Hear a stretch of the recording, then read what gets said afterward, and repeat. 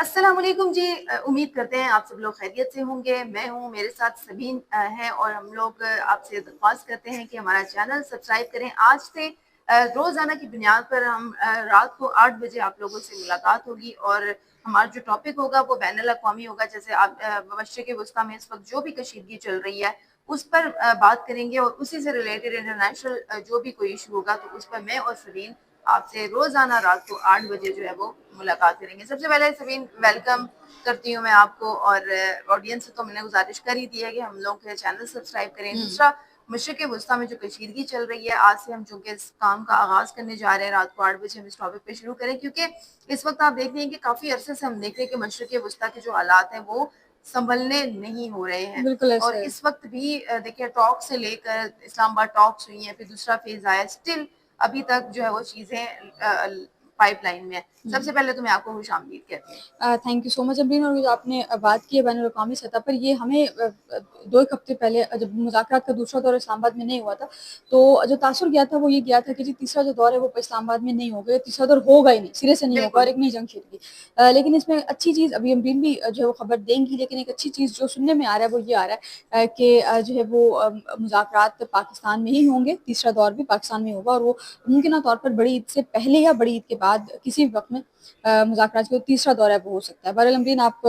شروع اچھا کریں تو پھر ہم ہاں ساتھ ساتھ سبین، چیزوں کو جو جس طرح سے ڈسکس بھی ہے کریں کہ تیسرا دور یہ پاکستان کے لیے بہت اچھی پیش رفت ہے کہ گے۔ تیسرا دور بھی پاکستان میں اگر ہو جاتا ہے۔ اس سے پہلے جو پہلا دور تھا وہ بڑا کامیابی والا دور تھا۔ اس کی سب سے بڑی بات یہ تھی، حالانکہ ٹھیک ہے اگر ہم کسی پوائنٹ پر نہیں بھی پہنچے ہیں، لیکن اس کی سب سے بڑا پلس پوائنٹ یہ تھا کہ پاکستان بہت سالوں بعد امریکہ اور دوسری جانب ایران کو ایک ٹیبل پر لے کے آیا۔ اب وہ بالکل مذاکرات دیکھیں، پہلی ملاقات میں تو کچھ ہوتا نہیں ہے، یعنی پہلی ملاقات میں ان اے سینس کہ کوئی مذاکرات کامیاب نہیں ہوتے، کسی بھی حتمی نتیجے پر ہم نہیں پہنچتے۔ یہی بہت بڑی بات ہوتی ہے کہ ہم پہلی ملاقات کر لیتے ہیں۔ تو اس ٹائم جے ڈی وینس آئے تھے، اور اس کے ساتھ ساتھ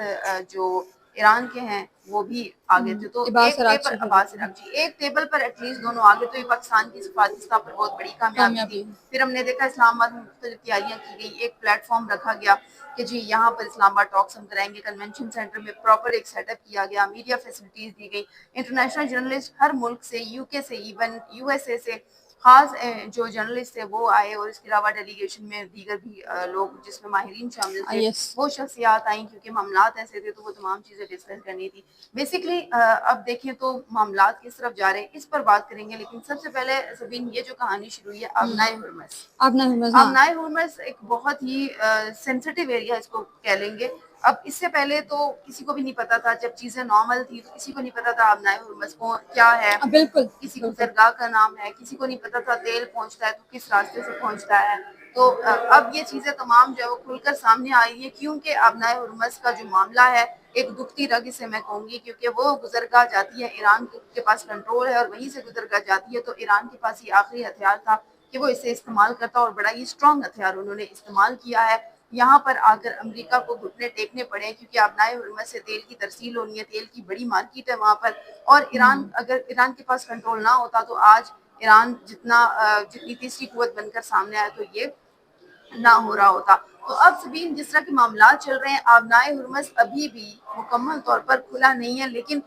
پلس پوائنٹ یہ ہے کہ چاہے کسی کے لیے آبنائے حرمس بند ہو، لیکن شروع سے لے کر اب تک پاکستان کے لیے آبنائے حرمس ہمیشہ سے کھلا ہوا ہے۔ بالکل کھلا ہوا ہے، اور 3 4 دن پہلے میں ایک پوسٹ دیکھ رہی تھی سوشل میڈیا پہ، فیس بک پہ، وہ ہمارے کراچی کے ایک صحافی ہیں، انہوں نے پوسٹ کی ہوئی تھی کہ آبنائے حرمس سے ایک جہاز ہے، اب میں اس کا نام بھول گئی، بہرحال وہ جو جہاز ہے وہ آبنائے حرمس سے جو ہے وہ ہو کر آیا تھا، تو وہ انہوں نے باقاعدہ جو ہے وہ جہاز کی لگا کر جو کراچی پورٹ پہ وہ جہاز پہنچا ہے تو انہوں نے اس کی ویڈیو بنا کر تو وہ پوسٹ کی ہوئی تھی، تو اس پہ پھر جب نیچے میں نے کمنٹ پڑھے لوگوں کے، تو لوگوں کے بڑے پازیٹیو کمنٹس تھے۔ انہوں نے کہا کہ جی ایران جو ہے وہ ظاہر ہے اسلامی ملک ہے اور ہمارا دوست ملک ہے، تو انہوں نے کہا کہ جی ایران جو ہے وہ اسلامی ملک ہے، اور ایران جو ہے وہ ہمیں اس چیز کی اجازت دے رہا ہے کہ ہمارے جو جہاز ہیں اب وہ گزر سکے، لیکن ابھی اس میں یہ چیز لازمی مینشن کروں گی کہ ایک چیز کہ ایران نے اب پاکستان کے لیے بند نہیں کیا، اب کھلا ہے، بالکل، جزوی طور پر کھلا بند تھا، تو کبھی کیا ہاں ہی نہیں تھا بند نا۔ نہیں کیا تھا، لیکن ظاہر ہے وہاں پر حالات ایسے تھے کہ وہاں پر کوئی بھی جو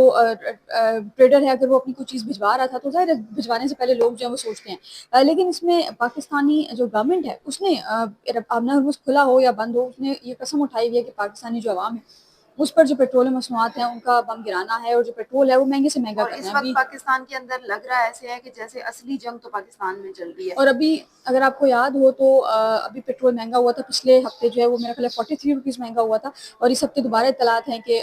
جمعے والے دن جمعے والے دن پیٹرول جو ہے وہ پرسوں پھر مزید. اب کیونکہ اب ویکلی ہاں بیسس پہ ہو رہی ہیں. پہلے ہاں پیٹرول کی قیمت 15 دن بعد ہوتی تھی، اس سے پہلے مہینے بعد ہوتی تھی، لیکن اب جی ہر جمعے کو قیمتیں بدلتی ہیں. اب 399 روپے ہے پیٹرول کی قیمت فی لیٹر، اور اس کے بعد جب اس کے اوپر جاتا ہے، کیونکہ معاملہ یہ ہے کہ صرف پیٹرول نہیں متاثر ہوتا، ریلیٹڈ اور بھی چیزیں متاثر جو ہے ہاں وہ ہو رہی ہوتی ہیں. بہرحال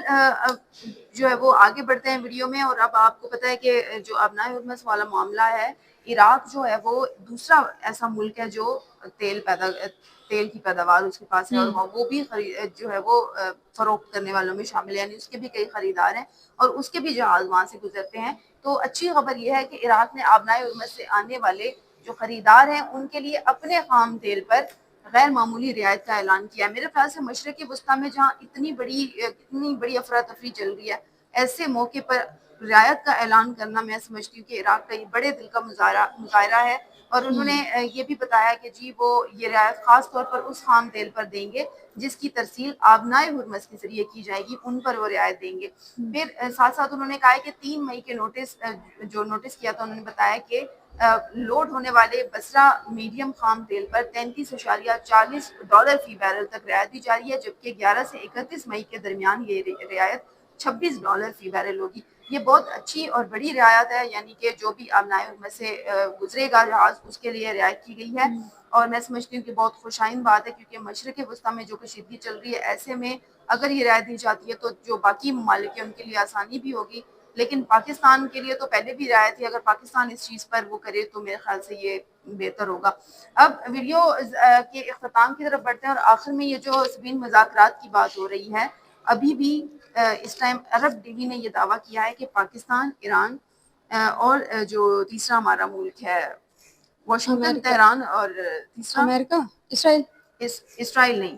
واشنگٹن، تہران اور اسلام آباد، سوری، اوکے. کیونکہ پاکستان تو مین اس میں لیڈ کر رہا ہے. تو تینوں کے ابھی بھی بات چیت جاری ہے، تجاویز جاری ہیں، یعنی مذاکرات کا دروازہ بند نہیں ہوا ہے. جو پچھلا دوسرا دور تھا اس میں جب وہ واپس چلے گئے تھے تو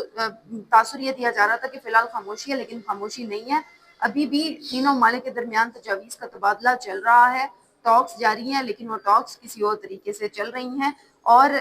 یہ بڑے بڑے جو ادارے ہیں جس میں الجزیرہ ہیں اور عرب ٹی وی ہیں، انہوں نے یہ دعویٰ کیا ہے کہ وہ کسی حتمی نتیجے پر پہنچنا چاہ رہے ہیں. اب امریکہ بضد ہے کہ وہ سب سے پہلے ایران کے ایٹمی ہتھیاروں پر بات کرے، جبکہ ایران چاہتا ہے کہ پہلے ایرانی سمندروں کی جو ناکہ بندی ہے وہ ختم ہو. دونوں اپنے موقف ظاہر ہے سے یہ وہ تمام تجاویز ہیں جو پہلے جب پاکستان میں ایک جو مذاکرات کا دور ہوا ہے، تقریباً 20 گھنٹے کا وہ دور تھا، اس میں بھی یہی تجاویز زیر غور آئی تھی، اور اس میں بھی یہی چیز تھی کہ کچھ چیزوں پر ڈیڈ لاک ایران کا برقرار رہا، کچھ چیزوں پر جو ڈیڈ لاک ہے وہ امریکہ کا برقرار رہا. اب امریکہ میں جو امریکہ کو لیڈ کرتے ہیں ڈیفینیٹلی، اور ٹرمپ لیڈ کرتے ہیں، اور امریکہ کا یہ حالات نہیں ہے جیسے پاکستان میں ہوتا ہے کہ اگر ایک شخص آ رہا ہے تو دوسرا جو ہے وہ اگر اس کو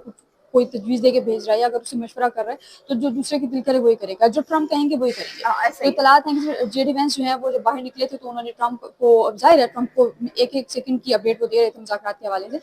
لیکن جب یہ سارا معاملہ ہوا تو ٹرمپ صاحب جو ہیں وہ انہوں نے جے ڈی وینس کو کہا کہ بھائی آپ نے سائن نہیں کرنے. تو یہ جو ایگریمنٹ ہونا تھا یہ الٹیمیٹلی ٹرمپ کے نہ ماننے کی وجہ سے جو ایگریمنٹ تھا یہ نہیں ہو سکا تھا، اور اس وجہ سے پھر مذاکرات کا پہلا دور ناکام تو آپ اس کو نہیں کہہ سکتے، کیونکہ ایک آغاز تھا، ایک ہاں وہ تو امن، ابتدا ہاں تھی نا. ایک پیس ٹاک کا ایک آغاز تھا. لیکن یہ ہے کہ اس میں کہیں نہ کہیں جو ایران ہے، ایران تو پہلے ہم کہہ رہے ہیں کہ کامیاب ہے، لیکن امریکہ کو بھی کہیں نہ کہیں ہلکا پھلکا فیل ہوا ہے کہ یار اب جو ہے بہتر یہی ہے کہ ان چیزوں کو کسی سائڈ پر لے کر جایا جائے، کیونکہ جنگ سے نہ تو ایران کو کوئی فائدہ ہو رہا تھا نہ امریکہ کو کوئی فائدہ ہو رہا تھا.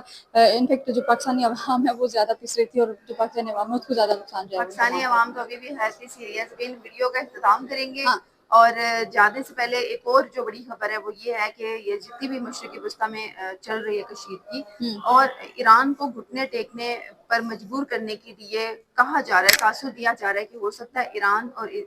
امریکہ اور اسرائیل آپس میں کوئی چھوٹا موٹا اٹیک کر سکتے ہیں، یا آپس میں چھوٹی موٹی جنگ کر سکتے ہیں تاکہ ایران کو کسی پوائنٹ پر وہ لے کر آئیں. لیکن اگر ایسا ہو جاتا ہے تو مشرقی وسطیٰ میں مزید جو کشیدگی ہے اس کو بڑھنے کا امکان ہے. بالکل دوستو ایسا ہی ہے. اسی کے ساتھ ہی مجھے اور زبین کو دیجیے اجازت. انشاءاللہ روزانہ 8 بجے آپ لوگوں نے ہمارے چینل پر ضرور آنا ہے اور نئی نئی اپڈیٹ سننی ہے اور کنیکٹڈ رہنا ہے. اور اسی کے ساتھ ہی اجازت دیں ہمیں، اپنا بہت سارا خیال رکھیے گا، اللہ حافظ۔